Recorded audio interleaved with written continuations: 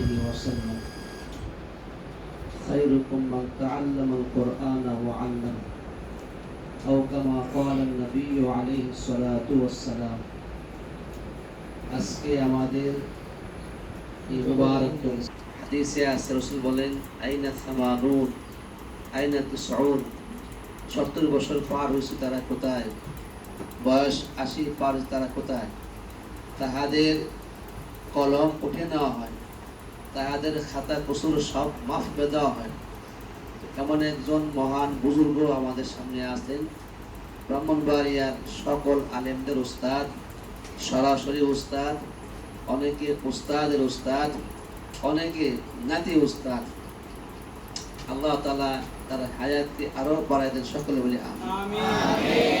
তিনি দোয়া করবেন, আমাদের মাঝে হাজির আছেন, আমরা সকলে বলি আলহামদুলিল্লাহ। মাদ্রাসা অল্প দিনে এই পর্যন্ত পৌঁছা, এটা নিছক হাজী সাহেবের ইখলাস এবং তাকওয়ার বরকত। তিনি তার দিল থেকে কথাটা বলতেন, আমার একটা মাদ্রাসা হয়তো আমার ভাইগনার মাদ্রাসার মতো ছাত্র দিয়ে ভরতো এবং এটা বড় মাদ্রাসা হইতো। যদি আজকে তিনি থাকতেন, খুশিতে আনন্দে আত্মহারা হইতেন যে এত ছাত্র আমার মাদ্রাসায় ভরে গেছে। তিনি জীবনে বহুত কাজ করে গেছেন, ধর্মীয় কাজ করে গেছেন এবং সুনানপুর মাদ্রাসা 30 বছর পর্যন্ত ছিলেন উনি সভাপতি এবং খেদমাত করছেন। সকলের দেওয়া যেখানে গিয়ে শেষ, তার দেওয়া শুরু হইত।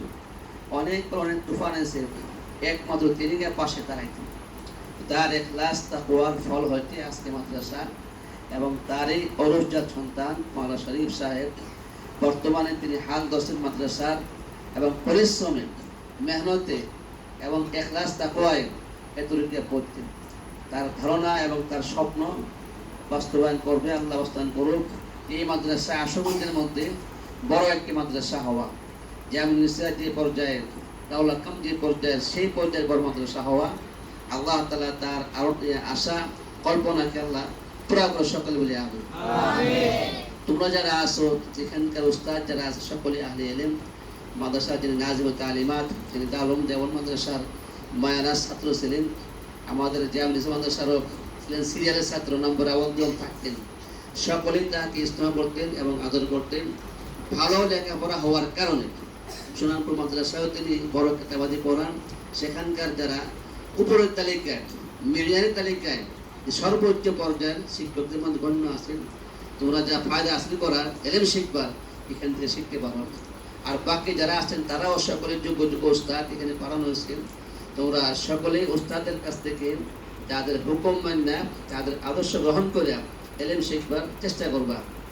আর এলেম শিখবার জন্য প্রথমে উস্তাদের জাহিরি একটা সুরত, তার লেবাস, তার টুপি, তার পোশাক, তার জাহিরি আমল, এই সবগুলি গ্রহণ করা। এরপরে আল্লাহর কাছে দোয়া করা। 2 নম্বরে মাদ্রাসাদার আহলে খায়ের, উস্তাদ মণ্ডলী, মুসান্নিফে কিতাব, এদের জন্য দোয়া করা। এই পাশের জায়গাটা খরিদ করার জন্য, রাখার জন্য এদের সকলের চিন্তা এবং সকলের আশা যেন এই জায়গাটাও আসে পরে হুজুরের কাছে আমি আপনারা হুজুর আজকে দোয়া করে দেবেন। এই জায়গাটা হইলে মাদ্রাসার বিরাট বড় একটা সুবিধা হয়, বড় একটা প্ল্যান করা যায়। আল্লাহ যেন এই জায়গাটা সহ মাদ্রাসার আওতায় না বিশাল বড় আকারে মাদ্রাসা করে দেন, আমি সে আশা ব্যক্ত করে আমার বক্তব্য এখানে শেষ করি।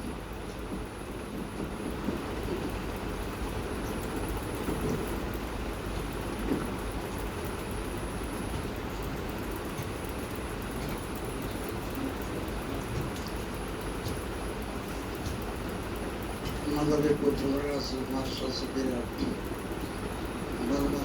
মুসলমান সভাপতি বিরাট জমিদারে বড়কে এটা দেখার মতো। আমাদের সম্পর্কে তিনি একটা মাদ্রাসা করছে, তো দেখার মতো। আলহামদুলিল্লাহ, মাদ্রাসা টাকারও দরকার আছে, হিম্মতের দরকার আছে, শক্তির দরকার আছে। বাচ্চারা পড়লে দেখে খুব সুন্দর লাগে। মদিনা শরীফ গেছি, আসন নাচ করছি আমি, আমার লোক নেই তো, আমার মানুষ তো আসন নাচ পেয়ে গেলাম। রোজা রোজা একটু বসে গেলাম, আই ছোটো ছোটো সেন্টার পড়তেছে এলাহি গাড়ি। এরপরে আমার ঠান্ডা লেগে গেল, মুখ টুজো বয়স হয়ে গেল, হুজুর জানগা দুটার মধ্যে 2 মিনিট পরে কথা ঠান্ডা একদম ঠান্ডা হয়ে গেল, গিয়া দিয়ে অজস্র বলা হুজুরে আবার করতেছে, খাওয়ালি নাই, কিচ্ছু নাই, খালি একটা পানি খায়, ওর মধ্যে স্তর বাঁচবে। তোমার দেখলে আনন্দ লাগে, এই তোমাদের এই সিটুসি শিক্ষা পড়াটা হচ্ছে ফরজ, আর এত বড় বড় আল্লাহ মৌলবী হন ফরজ না, ফরজকে ভাই এটা ফরজ। এই ছোটবেলা দুজন না শিখে বড়টা পারবো, তোরা কোনো শিখছ না ছোটবেলা আর পারত না, আলহামদুলিল্লাহ শিখছ না আর পারত না, নামাজ পড়তে পারবো, ওটা বোঝা করতে পারবো, পড়া হতো না, পড়ার লাগে ছোটবেলা তোমার মেহনত করে পড় থাকবা, আধ বছর পড়বা, লেখাটা সুন্দর করবা। আলিম মধ্যে 2টা শর্ত, লেখা সুন্দর লাগবো, লেখা না তোমরা লেখাটা সুন্দর হইতে হইব, কোরআন শরীফ পড়ার সহি হইতে হইব। যে তালিম ইলম কোরআন শরীফ পড়ার সহি, লেখাটা সুন্দর, বড় আলিম হয়ে যেত। এই যখন গোসল একবার ঘোষণা করছে, আমরাও বুঝেছি, আমরা তারপরে আমরাও শিখেছি, এই জন্য লেখা সুন্দর করে লিখবা, আধ বছর চলবা, ফায়দা কারো নিজের, ফায়দা কারো নিজের ফায়দা।